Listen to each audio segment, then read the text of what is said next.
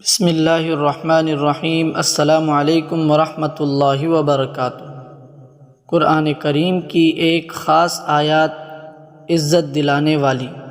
امام محمد رحمہ اللہ نے مسند میں عمدہ سند کے ساتھ حضرت معاذ جہنی رضی اللہ تعالی عنہ کی روایت سے بیان کیا ہے کہ رسول اللہ صلی اللہ علیہ وسلم فرما رہے تھے: الحمد للہ الذی لم یتخذ ولدا ولم یکن لہ شریک فی الملک ولم یکن لہ ولی من الذل وکبرہ تکبیرا۔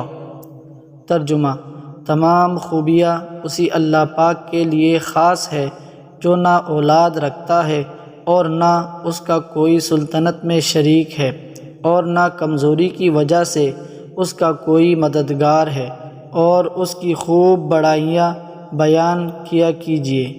یہ آیت عزت ہے۔ مزید احادیث کے لیے ہمارے چینل کو سبسکرائب کریں۔ جزاکم اللہ۔